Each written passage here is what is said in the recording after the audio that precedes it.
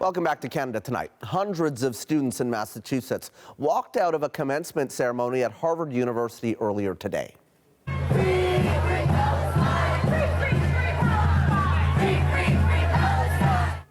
Yesterday, the university had announced 13 students who took part in pro-Palestinian encampments would not be receiving their degrees. The students protesting today called for the 13 to be allowed to get their diplomas. While professors at some institutions have voiced support for the protest, not all of them agree on how it is being done, and that is the subject of tonight's Spotlight. Stephen Pinker joins me now from Truro, Massachusetts. Thank you so much for taking the time. My pleasure, thanks. You know, I want to start with the news that 13 students involved with the recent encampment protests at Harvard will not be receiving their degrees alongside their peers. What's your reaction to this? Well, although I'm an advocate of free speech and academic freedom, all definitions of academic freedom permit there to be restrictions on time, place, and manner. That is, your free speech right doesn't allow you to barge into your roommate's bedroom with a megaphone and chant slogans in his ear or to spray graffiti on his walls. There are legitimate and defensible rules, and among them are you don't get to take over the campus for one point of view that your students may disagree with and exclude them. So they were given warning. They were told that they were in violation of the rules, that their academic standing could be suspended, and that's what happened.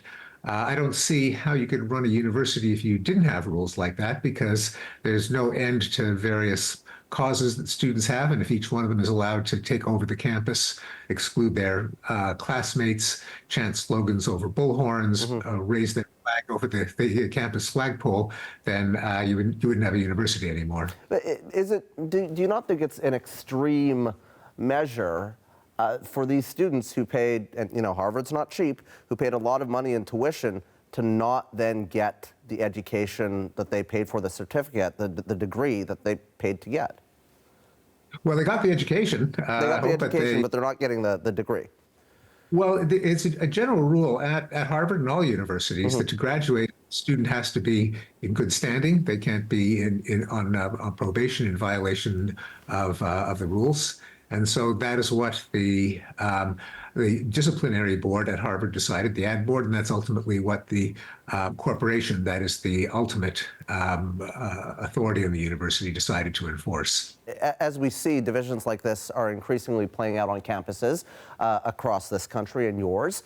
How do you think schools, institutions, should be responding to calls demanding that universities pick a side? Oh, they shouldn't. I'm a big advocate of institutional neutrality, that a university should be a forum where people have debates, where they argue. The students can express opinions, the professors can express opinions. The university itself should not be expressing opinions. It shouldn't be commenting on the events of the day. It shouldn't have a foreign policy. It shouldn't have any kind of policy other than being a place in which the debates happen and opinions are expressed. But it should get out of the way. How realistic is it, though, do you think, to expect neutrality from schools in every situation? It's totally realistic, because that's what the University of Chicago has done since 1967, and they've done just fine. There's nothing that forces a university to make a comment on Ukraine or George Floyd or attacks by Hamas or the war in Gaza. Universities should shut up and let the professors and students do the talking, and that's perfectly viable. The University of Chicago's done it. Here in Canada, the University of Toronto said today that it would not cut ties with Israeli universities, but it would explore the possibility of divesting its portfolio. How far should the call for institutional neutrality extend? I think it should extend to not using the portfolio to make political statements, because the university should be a place where people with differing opinions can coexist and express those opinions. The university itself should not take a stand at the expense of the people under its roof who may disagree. Let me ask you about former Harvard President Claudine Gay, who resigned last year amid claims of plagiarism, but many felt that she herself had become the victim of cancel culture after testifying before Congress on campus anti-Semitism. How do you think that situation should have been handled? Well, a lot of things went wrong, including the fact that she answered questions legalistically, which is the way, unfortunately, that our fancy, expensive lawyers had prepped her. But whereas a congressional inquiry is political theater, and one has to walk into it knowing that that's what it is. I think the problem is that a lot of her answers were technically correct, such as that the university doesn't have a speech code that would literally punish a student for the content of what they say, unless it's an actual threat or libel or extortion or harassment. The problem is that it was so inconsistent with the actual practice of the university, where people have been tormented for saying there are two sexes, or for signing an amicus brief to the Supreme Court arguing against gay marriage being a national policy. That is expressing a conservative opinion as kind of a criminal offense in many universities. Given that in practice is the way universities have gone, it seems a little hollow to say, well, it's okay to call for genocide of Jews. That's protected by free speech. That is, there was no consistent policy of protecting free speech, including outrageous speech, that could give her a leg to stand on when she answered that question in strict legalistic terms.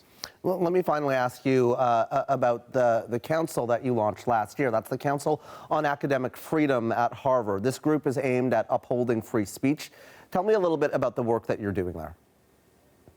We've been lobbying for the university adopting a policy of institutional neutrality, which frankly would do them a big favor, because then they wouldn't get in trouble for issuing statements that are too late, too strong, too weak, too one-sided, too both-sidesy. We lobbied against the policy of requiring job applicants to submit so-called diversity statements, where they basically have to pledge loyalty to particular policies of racial preferences. We have stood up to defend people who have been, we think, unfairly attacked or censored. We've asked the university to consistently enforce its policy against disrupting campus events and preventing speakers from speaking. And we've held events on the nature of academic freedom. What is it? What isn't it? What does it protect? What doesn't it protect? And what's institutional neutrality? Kind of being like professors and exploring ideas. I lied. I got one more question for you. What is at risk here if there's not diversity of perspective and opinion at universities? Well, universities sacrifice all credibility. And we know that certainly in the United States, trust in universities has been sinking faster than for any other institution. And what happens is that even when the consensus coming out of universities is almost certainly valid, such as that the climate is changing because of human activity, skeptics could say, okay, well, that's the scientific consensus, but why should we trust the consensus if it comes from a community where anyone who disagrees gets punished or censored? So just to secure the credibility of science and scholarship, the university has to establish a reputation as a place where dissenting opinions can be voiced and refuted if they're wrong. Stephen Pinker, really enjoyed the chat. Thanks for being here on Canada Tonight. Thanks for having me.